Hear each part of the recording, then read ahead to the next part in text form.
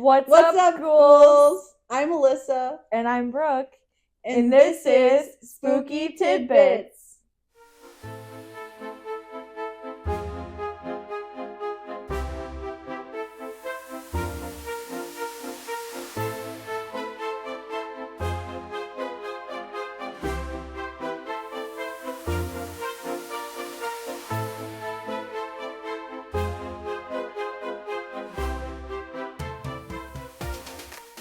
Welcome to Spooky Tidbits podcast. My name's Alyssa. That's Brookie. And we're going to talk about spooky stuff. What's up, Ghouls? Welcome to our first ever episode of the Spooky Tidbits podcast. Woo. And so this first episode is going to be kind of us introducing ourselves, and then we're going to tell some spooky Reddit stories. For those of you who don't know us, my name's Alyssa. And my name's Brooke. And we like spooky stuff. Yeah. My name is Alyssa, and I grew up here at Wildwood Sanitarium, where we might possibly just be filming this episode right now. You'll never know. You will know. I post on TikTok and Instagram, and I go ghost hunting. Ooh. And I do a lot of it with my best friend over here, Brookie. So I am Brooke, and I am a seasoned investigator. So I've been investigating since I was a little kid. I actually started seeing spirits at the age of 3 years old, and that's kind of what started my paranormal journey. And then from there, I just investigated different locations with my mom through my teenage years. And then when I was a teenager, my mom bought the Wildwood Sanitarium. So I've just been doing that growing up at the building. So I have tons of experiences that have happened throughout the years. And now I'm just kind of running the building with my husband, Zach, and raising our family. And yeah. Cool. Cute. And cute. I started in the paranormal about 10 years ago with my mom. And so the reason that I kind of really got into it more in my, middle teens, late teens, is I started seeing spirits as a young kid. And I wanted to figure out, what I'm seeing, mysteries of the universe, all that kind of stuff. I've always just been super curious about, theories and, what's going on in the world. And I just, kind of here for the ride to see, when they actually have solid proof that there is paranormal. And, I believe in the cryptids and all that stuff, just, the universe. And my favorite part about investigating, even, won't even be the investigation itself, is I love to talk to people and hear their experiences, kind of seeing the paranormal through other people's eyes. So that's kind of why I joined the paranormal and why I keep doing the paranormal every single day of my life. Why did you get in the paranormal, Alyssa? Well, Brookie, there's a skinwalker in here. I got into the paranormal when I was younger, kind of. From a young age, my mom was super into the paranormal, and she would go to psychic stuff, and she would play with a little pendulum. And so it always kind of intrigued me, the paranormal, and I always had more questions about it. And so when my grandma was passing away, we had a lot of unexplainable things happen. And then as I got older, I never lost interest in it. And I also just really like the community. I've been in it for a little over a year now, and I like hearing everybody's thoughts and stories and how they investigate. So just, it's intriguing. Yeah, so basically this podcast is just something that we have been wanting to work on for a long time now.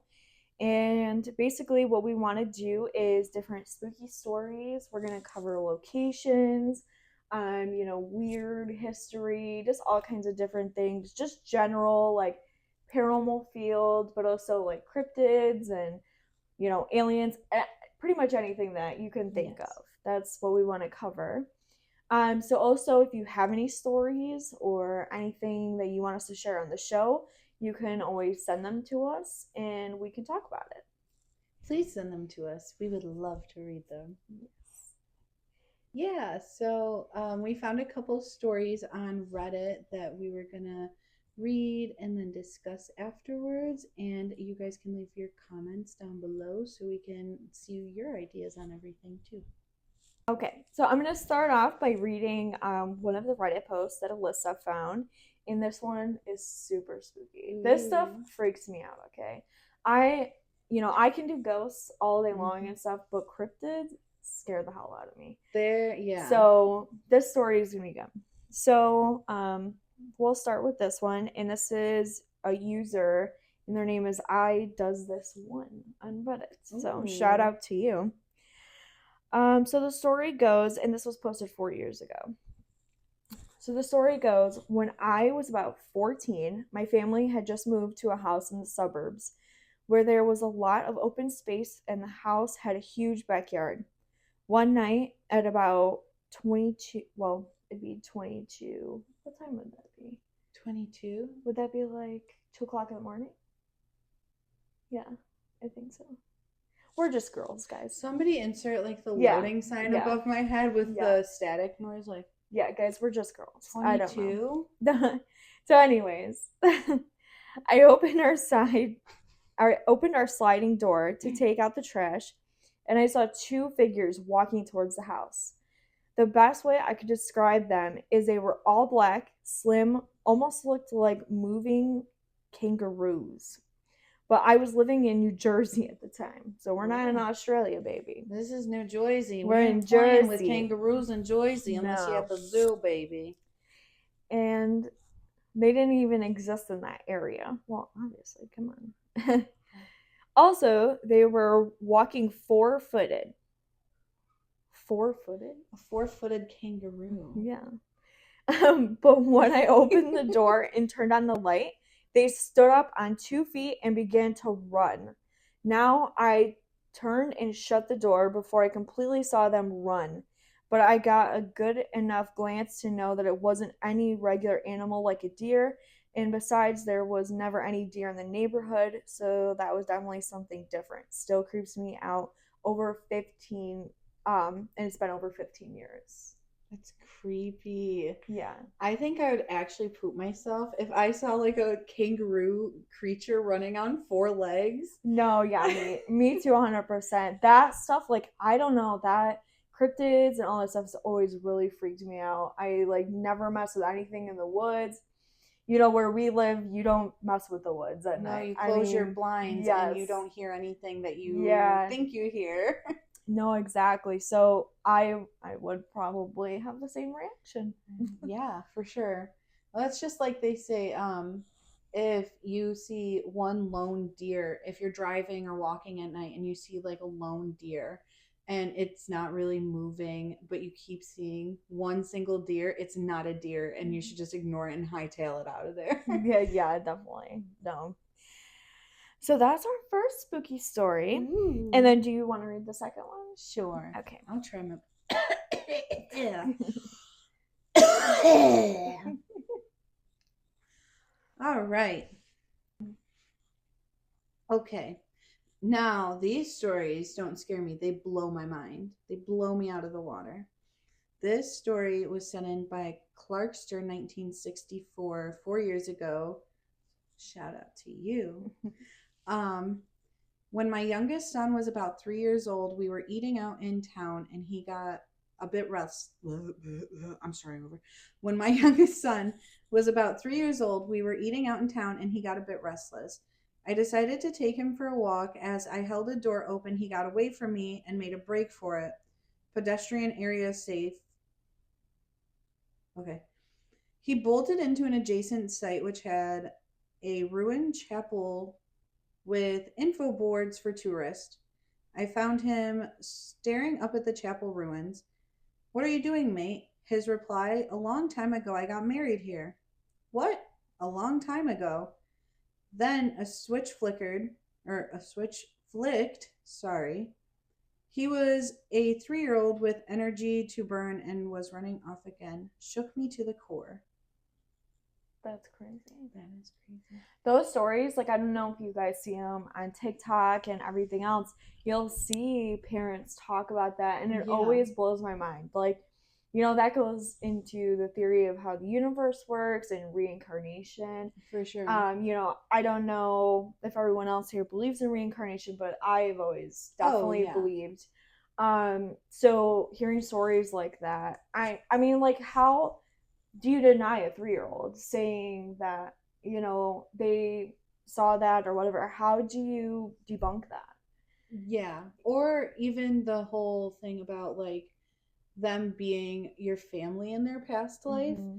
I've seen a lot of videos about like younger kids, like 3 to 5 years old, talking about like talking to their mom as if they were their grandpa and knowing things that they wouldn't know being that young, which really cool.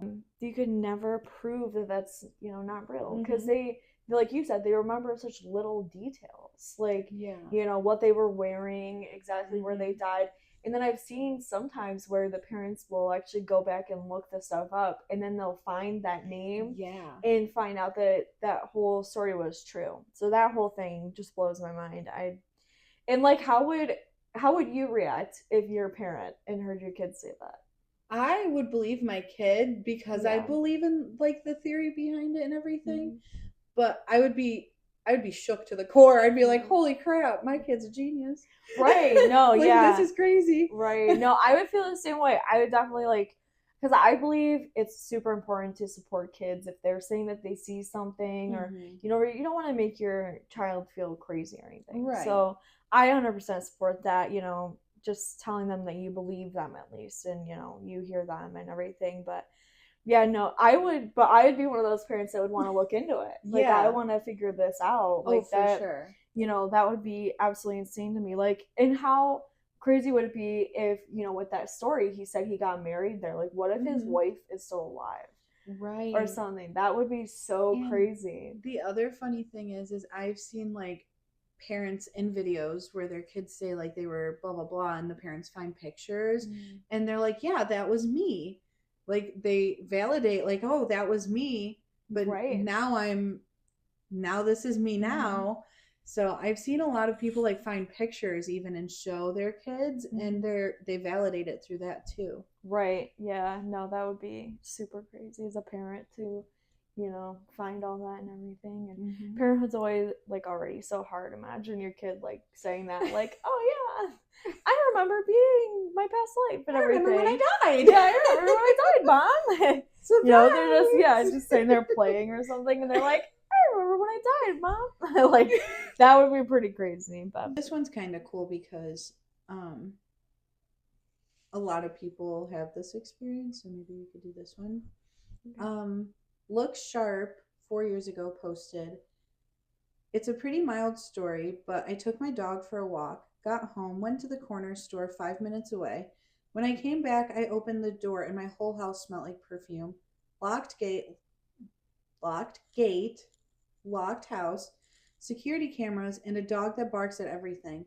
I live alone. Nobody stopped by my house. Smelled like somebody ran around spraying Chanel number 5.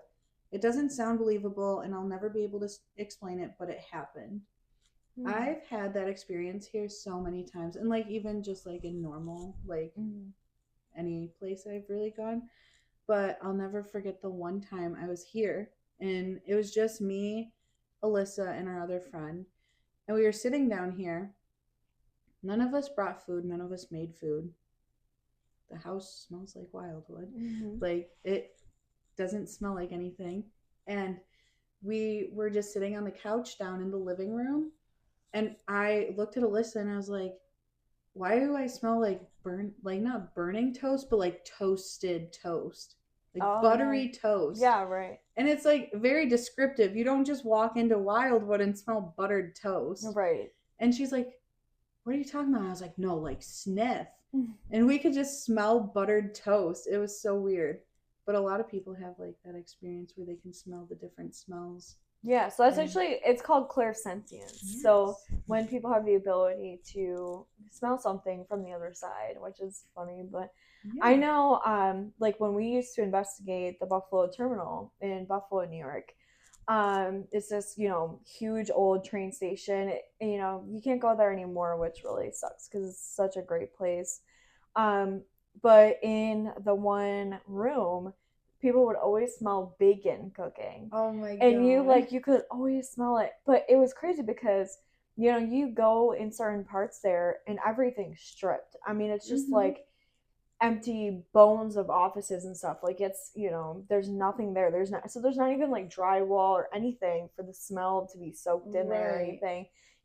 Stuff like that. So it's just crazy. You're in this, type of abandoned place and you're just smelling bacon cooking. That would be so funny. Like you'd really want to bake in like a BLT or something. Right.